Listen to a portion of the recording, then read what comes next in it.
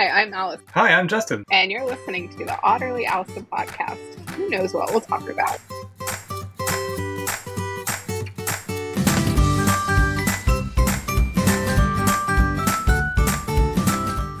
Welcome, everyone.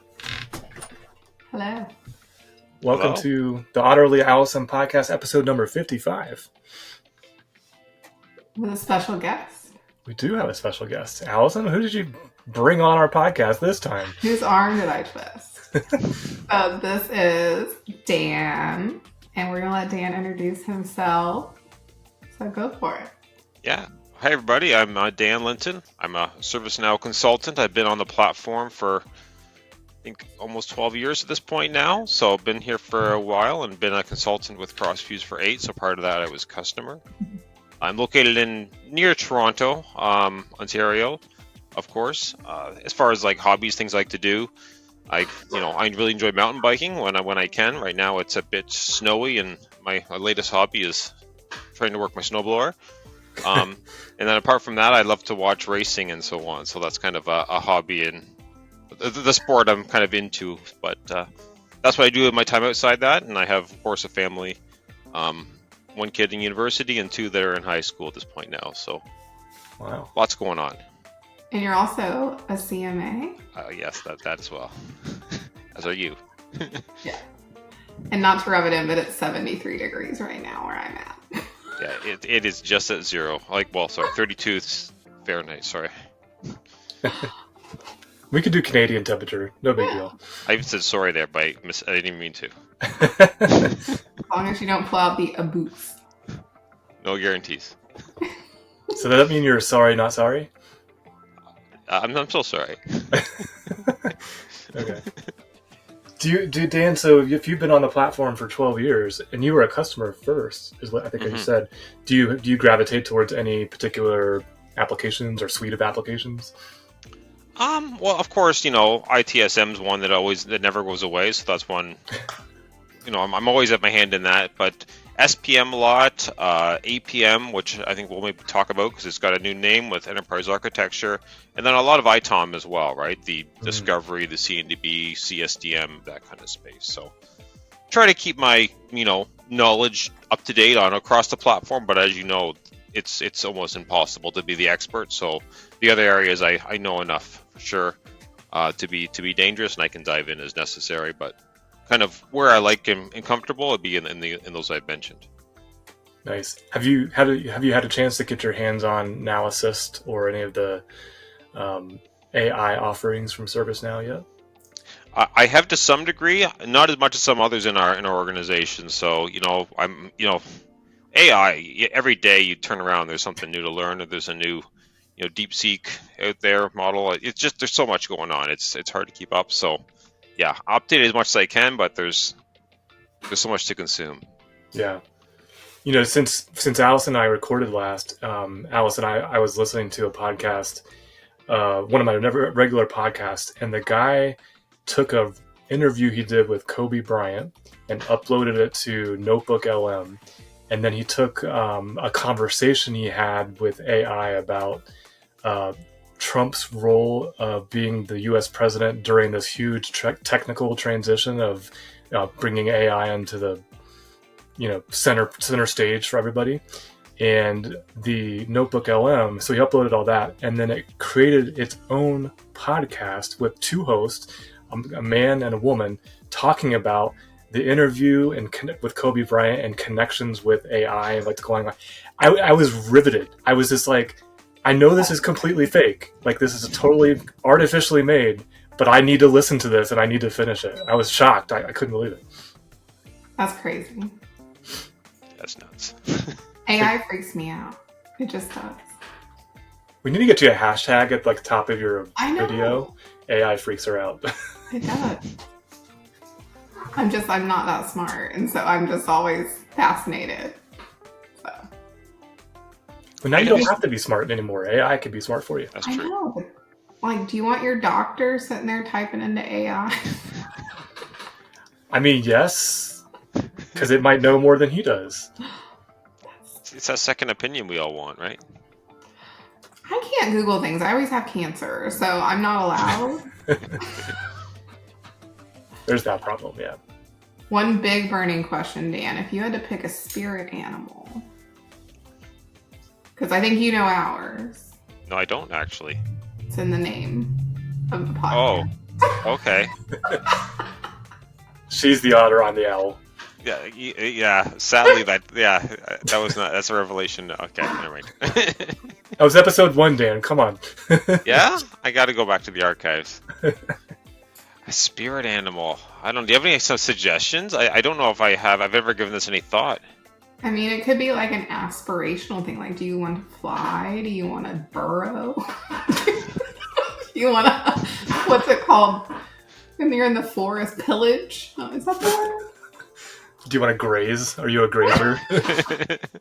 Yeah. You want to bite people? You can be a goose. Those are mean. Well, I'll go back to racing. I like speed. So maybe it's like a cheetah or something. Something fast. Or maybe actually I could fly fast too. So like a hawk. Hawk or what's the Canadian national animal? The beaver or something. I didn't know if it was like a moose or a beaver. Like ours is an eagle. So yeah. Is it really a beaver? I don't know if it's a national, but on our coins we have a bunch of different animals, but beavers, Really? on the nickel. We have a moose on the corner. Yeah, it's a beaver. Oh, Yep. How fun. You could be a beaver. I don't know about that. You could look at water and be like, absolutely not. You're not floating here. Tree is a sugar maple, color is red and white. Horse is a Canadian. Of course it's a Canadian horse. That's from generative AI, so we don't know if it's completely accurate. That's true. That's funny. I think, if you got your spirit tree, if that's a thing, it'd be sugar maple, with the maple syrup. Sure, I'll take that one.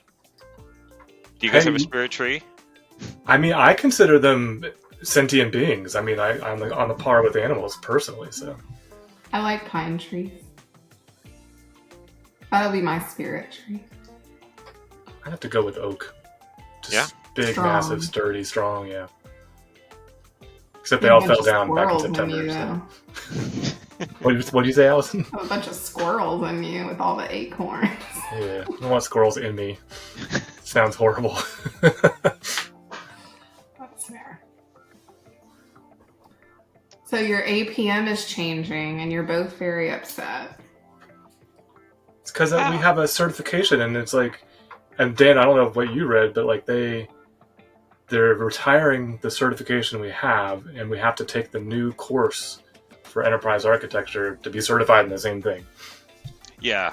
No, it feels there's definitely more capabilities they're bringing in, right? They got the modeling piece is a big one. A few other things as well. You got the enterprise architecture workspace, but it'd be nice to have take this extra bit of course, and we'll give you the EA cert, but because the core APM pieces, right, around application inventory, rationalization, that is still there, right? That is a core component still. So yeah. Was most of it still there, and they just added new pieces, or did they scrap everything?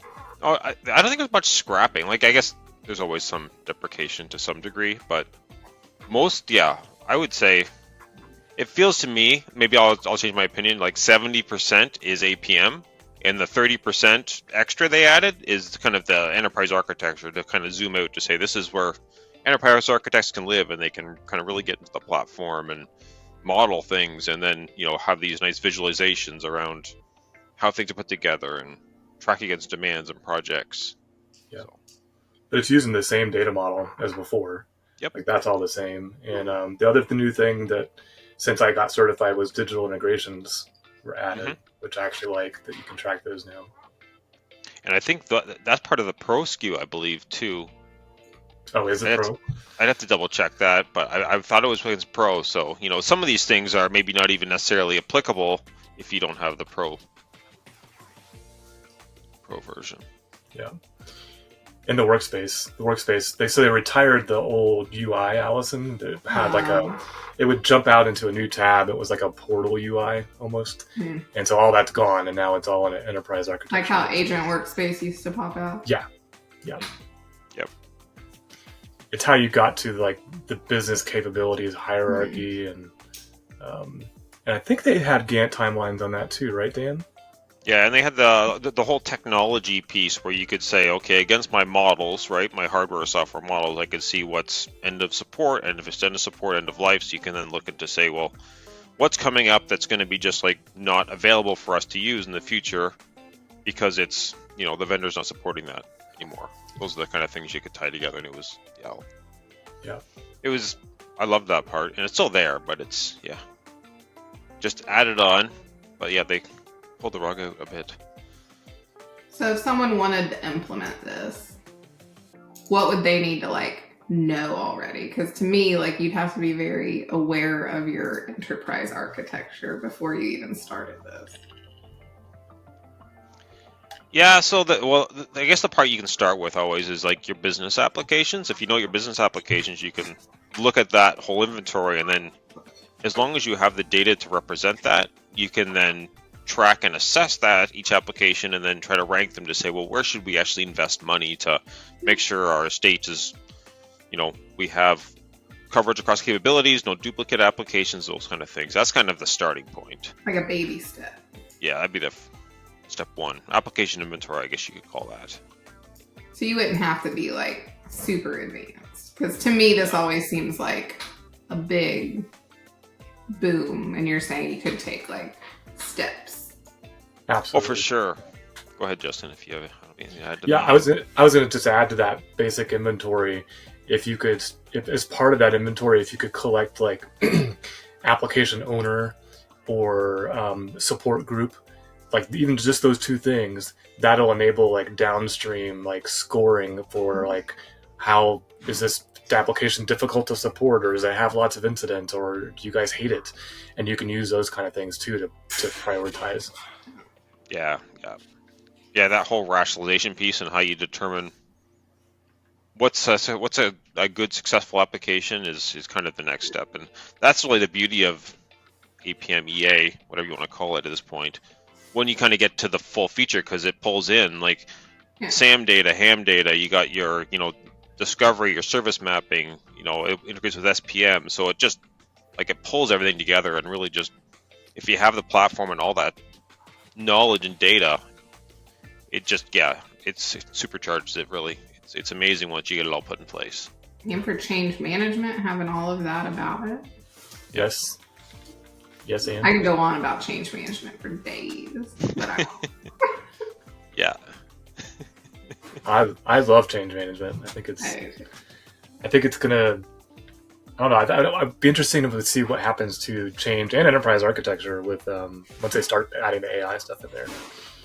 So do they have a migration plan for people already on APM, or do they just get all the new stuff? There's nothing to migrate. Okay. That's why we're stuff out. It's fine. Unless you disagree, Dan, I think they'd be fine.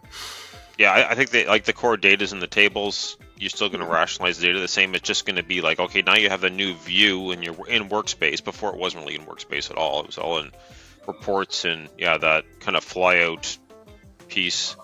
But now it's different visualizations, kind of the whole bubble chart and everything else. So it's still there. The migration path should be quite easy.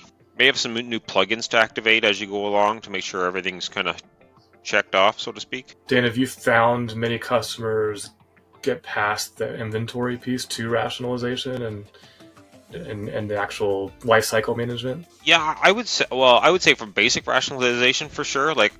Really, you go from application inventory to basic rationalization, then more advanced rationalization, and typically customers get past basic, but not quite to the full advanced where the vision is, and that's kind of the, I would say, a lot of things, the first 80-90% is maybe the easy. It's that last 10 to 20% that's really hard to close that gap.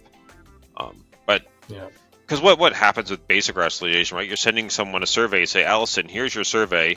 Validate all this data that we have in the platform so that we can then use it as a reliable source to then score against. But Allison's got things to do, so she kicks that can down the road, and of course, you have that across who knows how many application owners. It gets to be a bit of a chore. So that's where you get to that data-driven decisions is really helpful. So that's that's ideal. But yeah, I would say people get past the basic, but they don't fully get to the fully automated part. That's just the hard to get to that with all the, I don't know, lack of data or lack of data points in the platform across all their kind of metrics they want to track. So with it moving to enterprise, because they did that with like asset management, because now there's enterprise asset management. Is it because they're trying to go beyond IT, and so you can actually model out like other areas? I don't think I saw it that way. I think they're trying to kind of align with kind of the enterprise architecture group that most large organizations have, right? And that's kind of like, okay, we manage IT systems, and where funding gets provision, or what initiatives we're going to basically look at investing in the next year. But I would say it's probably more aligned with the kind of that typical role or group within an organization. Gotcha. Since they're slowly starting to rename other areas too, I didn't know if that was a thing. Everything's going to have enterprise in front, enterprise change management, enterprise. Yeah. Well, enterprise asset makes sense though, because there are more than IT assets. Yeah. That one was very logical to me. So We just need to wait for our enterprise studio. And that's the other thing they name it. Everything gets a studio at some point. what else about AE or EA? I have to say EA Sports to remember it because I always want to flip it. What else? Both pumped about. Because that's not my space. I know SPM, but I don't know APM. Well, EA. They're related to SPM. I know. Yeah. Although they've kind of split a bit. It used to be under kind of one umbrella, and now it's kind of definitely related still, but yeah. Drifting away. I think you could make a case for implementing enterprise architecture without SPM. Yeah. Like if you're using a different project tool. But I get why they're tied together. Yeah. Like it makes sense. So. Well, the part that's really like, it's not necessarily the newest thing is the workspace as a whole, right? In the past, it was always, you had all the data, but you had to go to a few different spots to kind of get all the different data points and so on. But now you have, health metrics inside your workspace. You have insights across your application, across the business portfolio. There's a technology portfolio as well. And there's another I'm trying to remember. There's that part, and then there's the modeling part, which is, I assume they're going to kind of continue to kind of build on that, but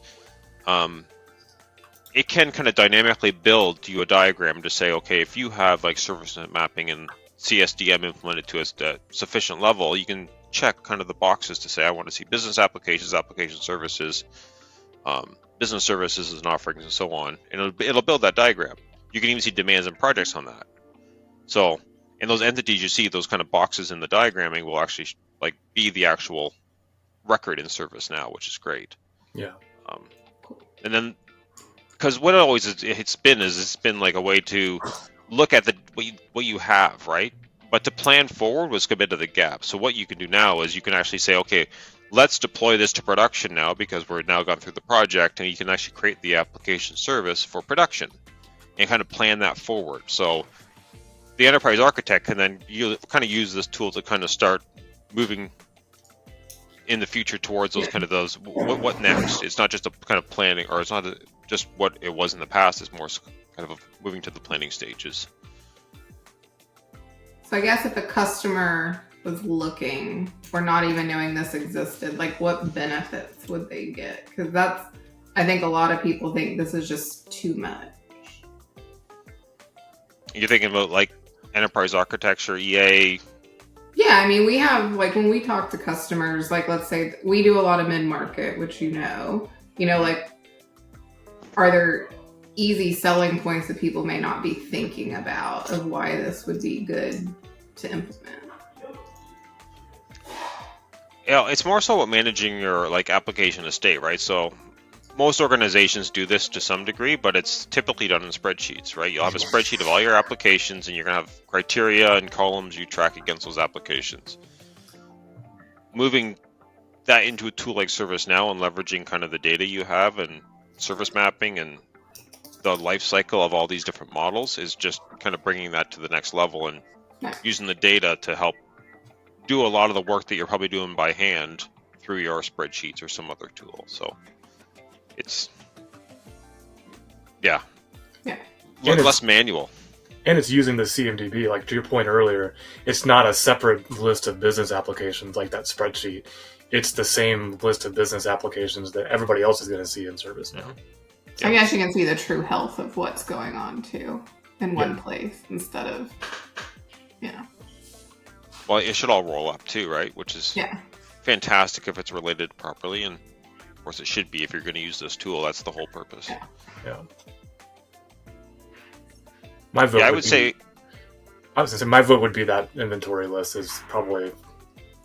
It's like you said, Dan. It's in spreadsheets everywhere, and it needs to be updated. And then the CIO wants it, and then he's got his copy now, and it's out of date. And just having that a real time accurate inventory is a good selling point. Yeah, and then to make a dashboard of it like this, through Excel magic, that's effort, of course, depending on the level of your Excel knowledge. I would say, like, if you think of enterprise architecture or APM, I'm having trouble with the new name, so APM wants to roll off the tongue. But like, if you look at the CSDM model, APM leverages that the most of any product, I think, on the platform, right? Other areas definitely touch that at certain points, but as a whole, if you were to say what product best utilizes CSDM, I would say, APM touches the most points or pulls data from the most corners, if that makes sense.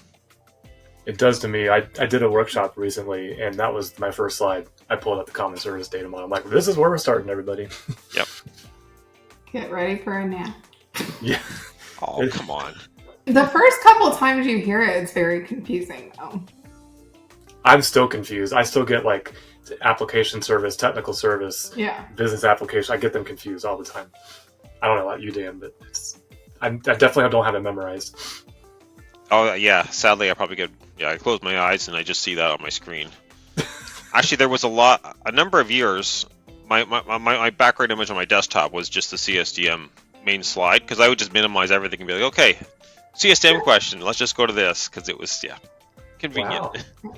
I finally saw someone build out ServiceNow in CSDM because I've lived in it so long that made it, some of it click. Still, there's areas where I'm like, But when I saw something I'm familiar with broken down, it made it more real, I guess, of what the things were and how, to put them in the right areas. But there's a fair amount of product examples. Like there's on Now Create. If you went there, you could actually see a fair amount. But there wasn't at first. No, there was not. No. Because I used to be like, just give me a real example. I don't want this random thing. So. Yeah. Well, we did a few of those at first, but it was always like you wanted it blessed by ServiceNow to be like, yes, you got that right. Check that box. But ServiceNow came up with them and like, okay, good. This is good. Do you have a favorite part of EA? How about, let me rephrase it. Do you have a favorite part that people don't use very much? Don't use very much. There's a few categorizations, I would say, on the business applications that I think are not used as they maybe should be, or they'll really flatten the application structure, right? So they'll basically say, this is an application, this is an application, but if you have a platform like ServiceNow, right, that's an application, and then you have what products you're buying on the platform as different business applications, and relating those back to the platform itself is probably the part I see missing the most. That's the most helpful. And the reason for that is if you're going to assess the ServiceNow application, right, and you're four versions behind, you don't need to do that across every single product that's running on the platform. That's a platform thing that you can measure against. So that'd be the part. As far as my favorite part, I think it's just the scoring profiles, having all that configuration and bundling that together. I don't know. I enjoy that part. Kind of nerdy, geeky, something, but it's fun. Writing some scripts. Hopefully not, but it can. I asked that with an agenda. What about information objects? That's my favorite part. Yeah, I would say that's one of the least used. You're probably right. Like as far as entities, I don't know. Have you seen that used a whole lot? I have not.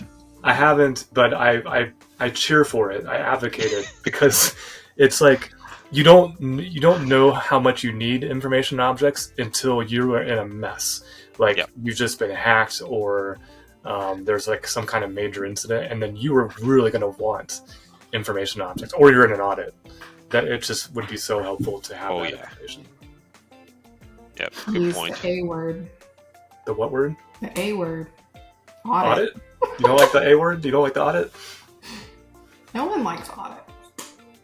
That's but that would be another benefit of EA is your auditors would love you. Yes. Yeah. So. Yeah. That would make it that. Yeah. That'd be interesting to see. Yeah. You know, with APM or EA and without, and just what that path would look like.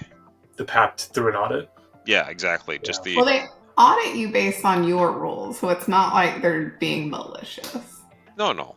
I was speaking of you brought up change earlier, Allison. I had a change in my past, a change audit, and the auditor literally told me, if it's not in there, we don't care. But if you put it in there that you are doing this, you gotta show that you're doing it. I was like, okay, I'm updating the change policy and I'm removing that piece. That's how I learned, like, because in my head for years, audit was like these rules someone else made that we had to follow. And I was talking, the last customer I worked at, I was talking to the auditor because I was trying to give him access. And I was just like asking him all these questions. He was like, I only measure against what you tell me to. Like, if you want to remove it from the policy, I'll never look for it. I'm like, what? Life hack. And so I went to our change manager. I was like, we're not doing this anymore. And she was like, we need to. I'm like, we don't. There is no reason. And so, yeah. Similar experience. I know. So I had a very nice auditor there. But very cool. He loved ServiceNow, though. Like, auditors love ServiceNow. It's very easy to audit, I guess. So. Yeah, if you use ServiceNow properly, everything that you need for an audit should already be there, technically.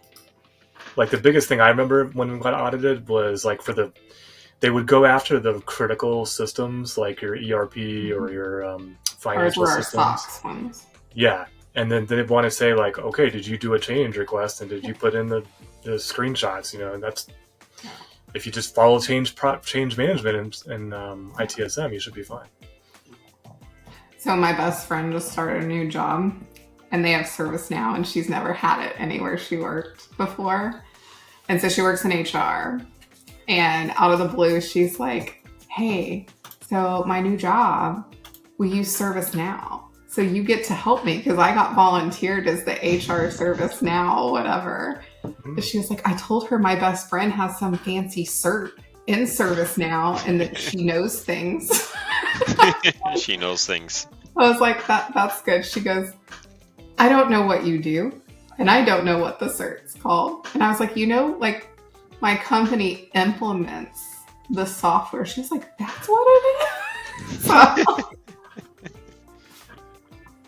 So she's been like, she texts me, she's like, so if an email like comes in, can it create, a ticket? I'm like, well, it'll create a case. And she's like, oh my God. I was like, and then we can just route it to whoever it needs to go to. She's like, automatically? I was like, yes. Yes. And then she was like, well, what if it's like an automated email? I was like, well, they can be filtered out or they can go in. And she's like, well, can they be routed to someone different? And I'm like, yeah. And so her mind is just blown off the most, and all she's looking at is like the case record. I'm like, wait till you see onboarding. Yeah, exactly. So she's and you like, can report too on this? Yes.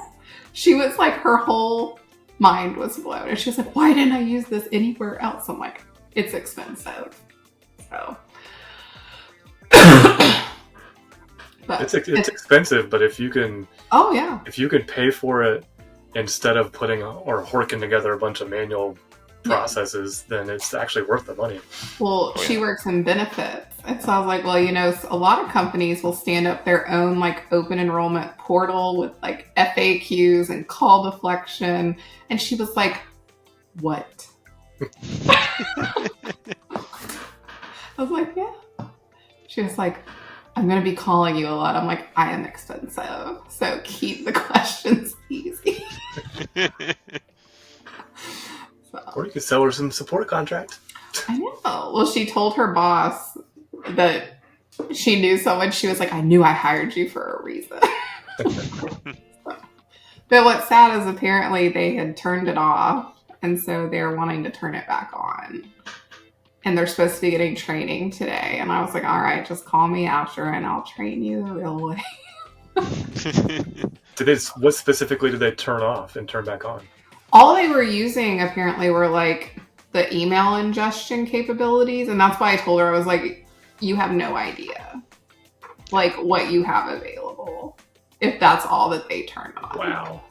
But she was like, I didn't know you could like auto route. I'm like, yeah, like every case type can be a different team. I was like, you don't want to route to people, but like you can route it directly to the team. And she was just like, this is amazing. And I was like, it's just email ingestion. What did she come from to be so excited over that? Well, where she was before, they used Workday, and they only worked in Workday.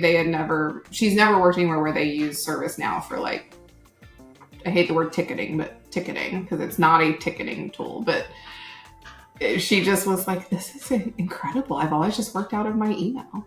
And yeah.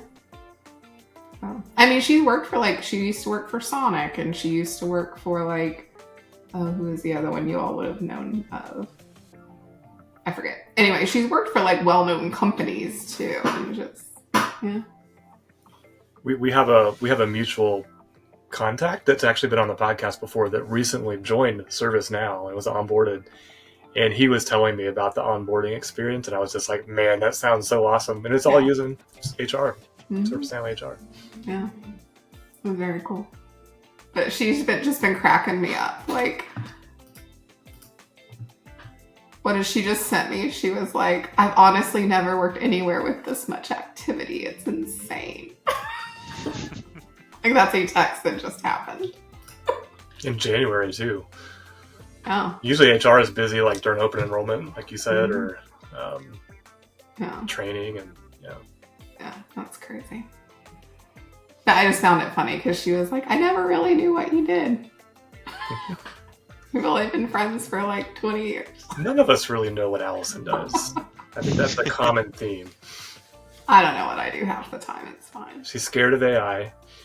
It's not that I'm scared of it. I just, I've said this a million times. It's the maliciousness of people that bothers me. And I know that's every facet of life, not just AI, but AI has a lot more power than, someone getting mugged on the street. Like, they're only limited to the street they're on, So. I have an AI story to share. It's interesting because I'm a very technical person, and I'm all like testing and playing with the new things, but my partner is not as much.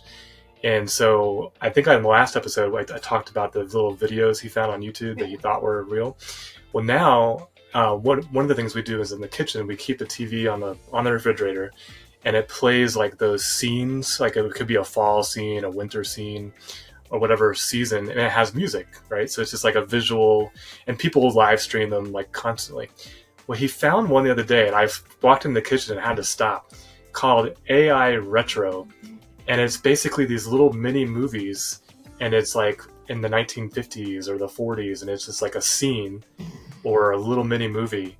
And I was like, what a use of AI that I hadn't even thought about, like putting on the TV in the kitchen and actually enjoying it. So.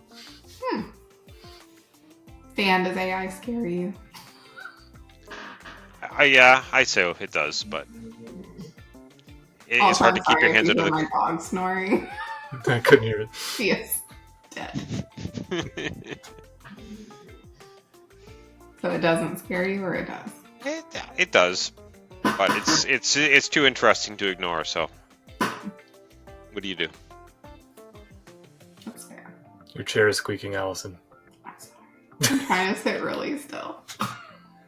I'm excited about AIs like in the medical space, like when it starts, getting rid of diseases, figuring out things that we just don't have the resources to calculate or or do, but it can do it at scale. That's what I'm really looking forward to. The thing we saw at Knowledge, Justin, you and I, with the phone call. Oh, yes. That I thought was an awesome use of AI. Not because I don't think call center people have empathy, but because people have bad days. And like they trained it to be like empathetic and listening. And I was like, oh my God, they got my name right. They're like, I'm so glad. Yeah. I've heard that said about Claude AI and Perplexity, that it tends to be a bit more like empathetic, like you were saying, than like ChatGPT or some other models. Yeah. That use I thought was very good, and a very good use of just resources in general. It kind of aligns with what Bill announced last week too, the agentic AI kind of that they're releasing in March, where you build little skills, or they call them agents. You build little agents that, like, let's say a change, or not a change, an incident comes in. Well, the little agent could be like the problem agent. He'll go, okay, I'm going to go look at all the problems and see if they relate to this incident, and then I'm going to move them over here, or resolve it, or do something, taking actual action on it. Now, it was all slideware. Still haven't seen anything we can put our hands on, but agent, that seems to be the buzzword now. Agent stuff. Agentic. Yeah. I think they made that up. I think that's the other thing too. I'm just like exhausted from hearing about AI, because I feel like that's all you hear about anymore is AI. So I think it's also just like, I get it. AI is important. Yeah. It's like, what was it? Back in the late 90s, everything was .com. Yeah. And you just got tired of it. It was like, oh, Y2K. Y2K. I remember that being a big deal, and then nothing happened. There's another one coming, if with Linux, like a Y2K equivalent. I think it's like 2038 or something. Oh, really? It's gonna have to be a patch. Yeah, I forget what it is. But we're still a nation at that time. Or if we still have Linux and Unix around. Dan and I were on a call this morning. Someone still has AS400. Yeah. Really? Yes. Yeah. Like actively in use. It's a mainframe, right? It's the old, like, I remember back when I worked at a manufacturing plant, it was, black with green letters, and you just like tab, tab, tab, tab. And you had to remember the keyboard shortcuts to move between screens, right? Like :C or something weird. I never figured it out. I was like, oh. Some stuff takes a long time to... I mean, especially if it's well done and does the job. I mean, why... It's like Lotus Notes. That I still hear every now and again. And I'm like, really? Lotus Notes? I mean, spreadsheets are still around. Spreadsheets are a necessary evil, though. I will have to show you, not on here because I can't expose company data, but I'll have to show you some of the dashboards that Stephanie set up for us using performance analytics. Ooh. She has all of my things I'm measured against. So like our financial plan hours versus the allocations versus what we build. And so I don't have to go slice and dice spreadsheets anymore. I have it all in ServiceNow. Pretty. Nice. I can see the trending. I can see who's not billing what they're said they were going to bill. Very nice. You included, Justin. I know. I'm getting the sense, like, from the project managers. Yeah, they actually pay attention to that. I'm like, oh. We do. If you tell me you're going to work 20 hours and you don't, I have questions. Because you get to dictate. I mean, you get to tell your EM, no, I don't need 20 hours this week. I only need 10, or I need 40, or I need whatever. Yeah. I won't get on that soapbox today. I need 1,000 this week. But what she built was very cool. So it's very useful. Nice. But I can't show it because it has like live data and things. So. Have me on a blurry mission trying to blur out everything. No. But you'd have to just blur out the whole screen. So it's not worth the... That'd be exciting, yeah.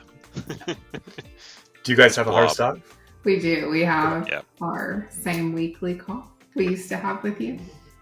Mhm. So, any last words before you head off to your very important meetings? Did you pick your spirit animal? What is it? Cheetah. Yeah, I'll go with cheetah. And then Cheetah. my spirit tree, right, is the sugar. Yeah. I'd say, I don't know. Sugar maple. Second animal, beaver. You could be a cheetah in a sugar maple. There you go. All right. We'll end on that. Well, thanks for having me. Yeah, thanks for coming. coming. You have to come back soon. Will do. All right. You guys have a good rest of your week. It was fun. All right. Bye. Bye. Take care.